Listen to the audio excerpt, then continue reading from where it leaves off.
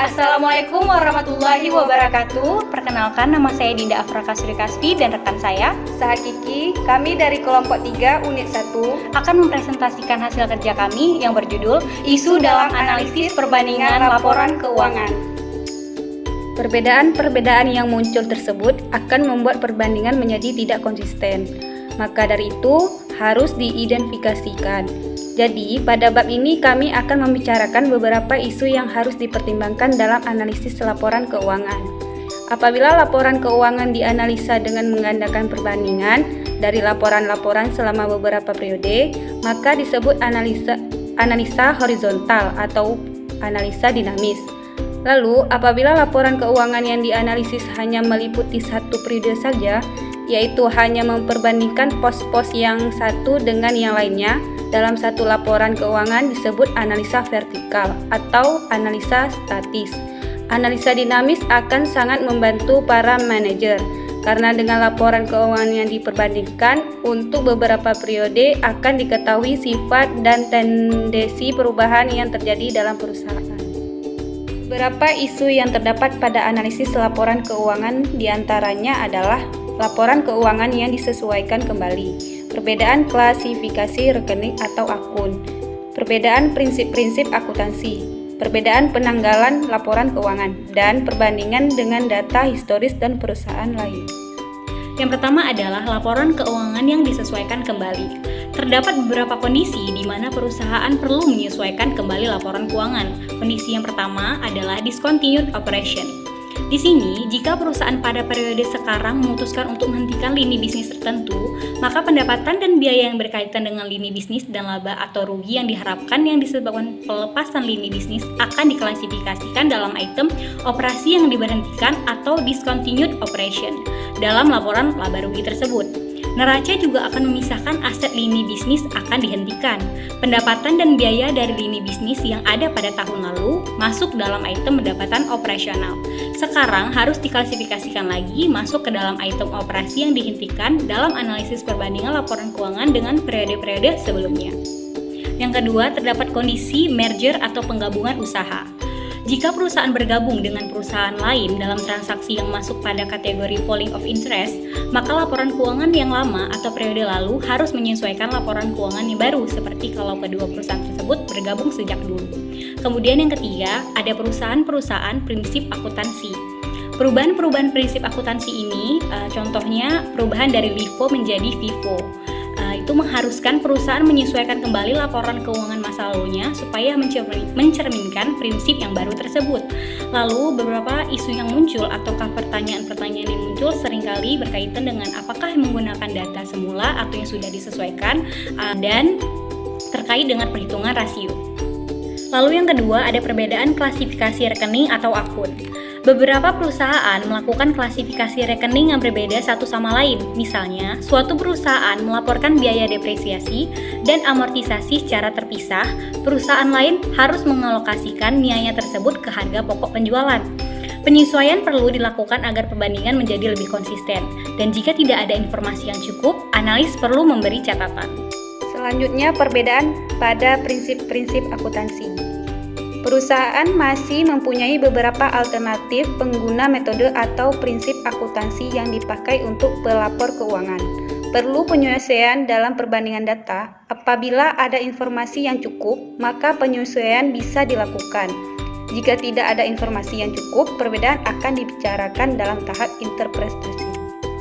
Beberapa alternatif prinsip akuntansi yang dapat digunakan adalah sebagai berikut. Yang pertama ada pengakuan pendapatan kontrak jangka panjang. Contohnya seperti persentase penyelesaian, percentage of completion, dan kontrak selesai atau completed contract. Yang kedua ada asumsi aliran persediaan, contohnya FIFO first in first out, dan LIFO last in first out, dan yang terakhir rata-rata tertimbang. Lalu yang ketiga ada investasi pada surat berharga, contohnya historical cost atau acquisition cost, lower cost or market, dan equity. Yang keempat ada depresiasi, contohnya garis lurus declining balance, metode dipercepat sum of the years digit. Lalu yang kelima ada lease, contohnya operation lease dan capital lease. Yang keenam ada akuisisi, contohnya dalam pembelian dan pooling of interest. Lalu perbedaan penanggalan laporan keuangan. Meskipun kebanyakan laporan keuangan menggunakan bulan Desember sebagai akhir periode, tetapi juga ada beberapa perusahaan yang menggunakan penanggalan akhir sebagai periode bulan lain.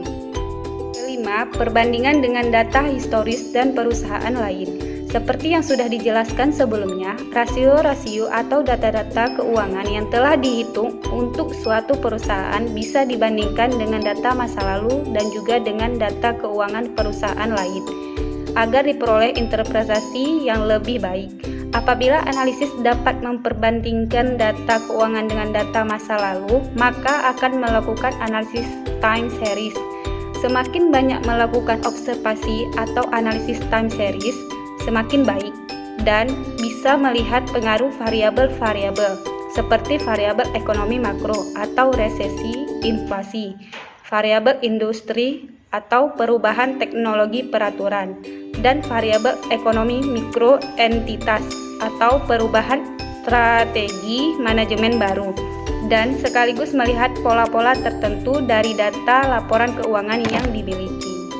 Contoh isu dalam perbandingan time series, di antaranya perubahan lini produk yang disignifikan, misal melalui akuisisi atau penjualan anak perusahaan, perubahan prinsip dan metode akuntansi isu lainnya. Lalu contoh berikutnya terdapat dalam isu perbandingan cross-section. Pertanyaan yang sering muncul adalah benchmark apa yang tepat digunakan, misalnya industri yang bagaimana, dan bagaimana cara menghitung rata-rata industri. Ada berbagai banyak cara untuk menghitung rata-rata industri. Yang pertama ada definisi industri beragam. Seperti yang dibicarakan di atas, definisi industri ini tidak mudah dilakukan. Di samping itu, banyak perusahaan yang mempunyai divisi yang bergerak pada beberapa industri yang berbeda satu sama lain. Pada situasi ini, hanya divisi yang bergerak pada industri yang relevan yang bisa digunakan sebagai perbandingan. Jika divisi lain perusahaan tersebut tidak signifikan dibandingkan usaha pokoknya, barangkali data gabungan perusahaan bisa digunakan untuk perbandingan. Lalu yang kedua ada perhitungan rata-rata juga beragam. Di sini dijelaskan bagaimana rata-rata industri dihitung, apakah dengan rata-rata biasa ataukah rata-rata tertimbang atau menggunakan data median. Lalu ada distribusi atas nilai rata-rata perlu diperhatikan. Diinterpretasi terhadap penyimpangan rasio keuangan suatu perusahaan terhadap rata-rata industri akan berlainan apabila kita juga mempunyai informasi standar deviasinya. Misalkan profit margin perusahaan 10% dan rata-rata industri 13%. Lalu yang terakhir ada definisi rasio keuangan beragam. Di sini, definisi tersebut bisa berbeda dari satu publikasi ke publikasi lain.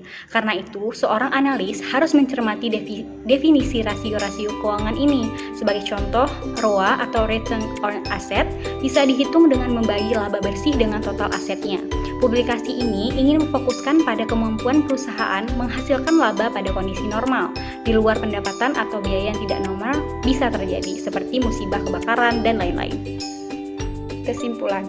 Jadi, dalam analisis perbandingan laporan keuangan, ada beberapa isu yang harus diperhatikan agar perbandingan bisa lebih konsisten. Yang pertama, ada laporan keuangan yang disesuaikan. Yang kedua, perbedaan klasifikasi rekening. Yang ketiga, perbedaan prinsip-prinsip akuntansi. Yang keempat, perbedaan penanggalan laporan keuangan. Dan yang kelima, perbandingan dengan data historis dan perusahaan lain. Tujuan penyesuaian ini dilakukan agar perbandingan lebih konsisten. Apabila tidak ada informasi yang cukup, sehingga penyesuaian hanya bisa dilakukan dengan membuat asumsi yang tidak realistis, maka penyesuaian barangkali tidak perlu dilakukan. Dengan demikian, tidak akan terjadi kerancuan dalam pencatatan dan kecocokan dalam laporan keuangan, serta dengan memahami beberapa keterbatasan. Analisis keuangan bisa lebih berhati-hati dalam melakukan tugas analisis. Sebelum mengakhiri presentasi ini, kami akan memberikan 3 pertanyaan sebagai bahan evaluasi. Soal yang pertama, bagaimana jika terjadi perlakuan terhadap perbedaan penanggalan tersebut? Yang kedua, apakah analisis akan melakukan penyesuaian dalam perbandingan data, ataukah tidak ada penyesuaian dan perbedaan tadi akan dibahas dalam tahap interpretasi data? Lalu soal yang terakhir, ketiga, berikan contoh rasio yang perhitungan tingkat keuntungannya memerlukan perhitungan gabungan neraca periode sekarang dengan neraca periode sebelumnya. Demikian presentasi dari kami. Lebih dan kurang kami mohon maaf. Wabillahi taufiq wal hidayah. Wassalamualaikum warahmatullahi wabarakatuh.